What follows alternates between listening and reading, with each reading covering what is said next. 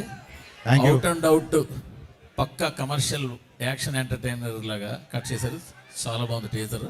So to whole టీమ్కి congrats. Thank you Murthy garu, thank you. And especially Bose garu అసలు చాలా కలర్ఫుల్గా ఉంది. ఫ్రేమ్స్ కానీ మీ వర్క్ కానీ, అంటే కొత్తగా చెప్పగలేదు వర్క్, బట్ ఇందులో కూడా ఇంకా చాలా బాగుంది. ఇందాకనే మా శశి గారు అంటున్నారు ఫ్రేమ్లు భలే ఉన్నాయి, భలే రంగులుగా ఉందని అంటున్నారు ఇందాక. So that credit goes to అండి. Thank you sir, thank you. So ఇంత మంచి కంటెంట్ని ఒక టఫ్ కాంపిటీషన్లో ఎందుకు దింపుతున్నారు?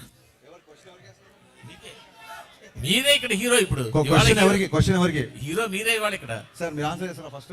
మీరు ఆన్సర్ చేస్తారా ఫస్ట్, తర్వాత?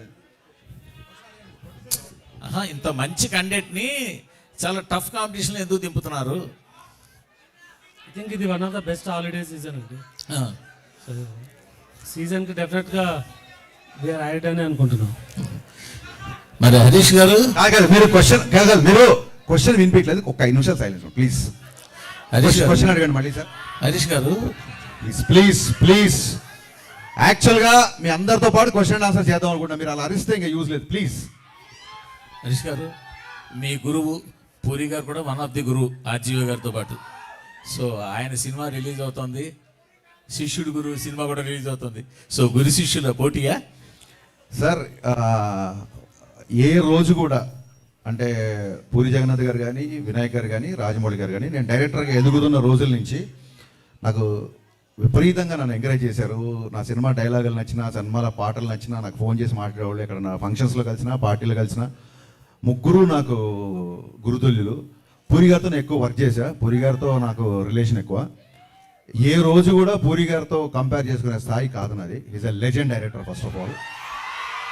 అండ్ మాకున్న కొన్ని ఫైనాన్షియల్ కన్సర్న్స్ అవ్వచ్చు, లేకపోతే ఓటీటీ యొక్క ఇష్యూస్ని అడ్రస్ చేయడాలు అవ్వచ్చు. సో అనుకోకుండా ఈ డేట్ క్లాష్ అవుతుంది. నో డౌట్ డబుల్ స్మార్టే ఫస్ట్ అనౌన్స్ చేశారు డేట్. మాకు అసలు వచ్చే ఉద్దేశమే లేదు. మమ్మల్ని ఫస్ట్ నుంచి చెవిలో జోరీగలాగా ఆగస్టు 15కి రండి అని చెప్పింది మైత్రి డిస్ట్రిబ్యూటర్స్ అధినేత శశి. ఈ విషయం ప్రెస్కి తెలియాలి. అది చాలా మంచి డేటు, అప్పుడు వస్తే బాగుంటుంది, మీరు రండి అన్నారు. మాకు నిజంగా వీఆర్ నాట్ ప్రిపేర్డ్ యాక్చువల్లీ.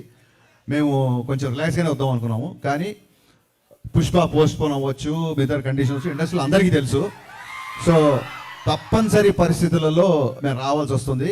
నేను పూరి గారితో చాలా సంవత్సరాల నుంచి నాకు రిలేషన్ ఉంది, సాన్నిహిత్యం ఉంది. ఒక్క సినిమా క్లాష్ అయినంత మాత్రాన పూరి గారికి నాకు మాట్లాడమనో మేము ఎడమం అవుతాం అనుకుంటామని అనుకోను. Because is far matured than me.